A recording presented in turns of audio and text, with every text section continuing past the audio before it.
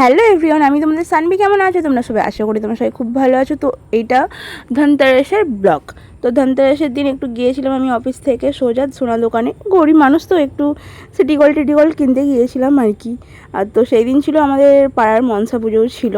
তো আমি এই আংটিটা আর হচ্ছে যে ওই মুক্তার আংটিটা পরে দেখছিলাম। তো এটা চাষা মুক্তাই বলে। তো আমি ভাবলাম যে মুক্তা পরলে আমি হাত দেখিয়েই পরবো, বেকার অন্য কোনো কিছু পরবো না। তারপর আমাদের বাড়ির একটা কাজের মেয়ে আছে, তার জন্য একটা আংটি নিই, আর আমার যে হাতে ওই আংটিটা আছে ওটাও নিই। তো দুটো আংটি আমি নিয়েছিলাম। আর কড়ি আঙুলের আংটিটা আমার আগের আংটি। তো এটা হচ্ছে আমাদের সিপাই বাজার না খাপড়েল বাজার এরকম কিছু একটা বলে এই জায়গাটা। তো বালাজি জুয়েলার্স সবাই জানো, আকাশদার দোকান, সবাই ভালোভাবেই চেনো দাদাকে। আর বালাজি জুয়েলার্স তো সবাই চেনো।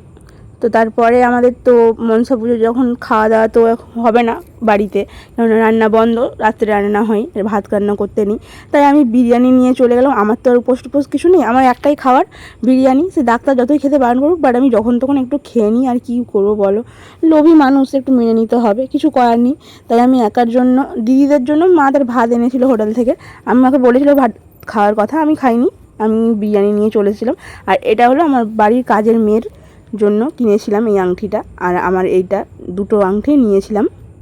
আর কাজের মেয়ে তো খুব খুশি। তো কাজের মেয়ের কেমন লাগলো আংটিটা পেয়ে, কাজের মেয়েকে জিজ্ঞাসা করাই যাক।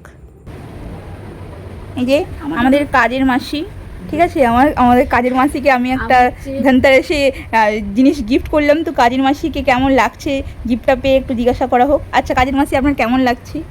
হ্যাঁ ম্যাডাম, আমার খুব ভালো লেগেছে। আপনি এত সুন্দর গিফটটা দিয়েছেন, আমি বলতে পারবো না কাউকে। তারপর বিকেল হয়ে যায়, আমি একটু ঘুমিয়ে গিয়েছিলাম। তারপর ঘুম থেকে উঠে দেখি এখানে পুরো পুজো স্টার্ট হয়ে মানে শেষের পথে, এখন সবাই পুষ্পাঞ্জলি দিচ্ছে। আর আমার মা উপোস করেছিল, আমার মাও পুষ্পাঞ্জলি দিচ্ছে পাড়ায়।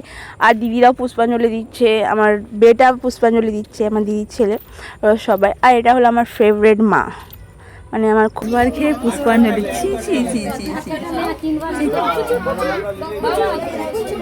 সত্যি কথা বলো, কবার খেয়েছো? 30 বার আসতে বলছি, 30 বার খাইছি, কেউ দিতে দেবে না। 30 বার খাইছি, 30 বার। আচ্ছা আচ্ছা আচ্ছা।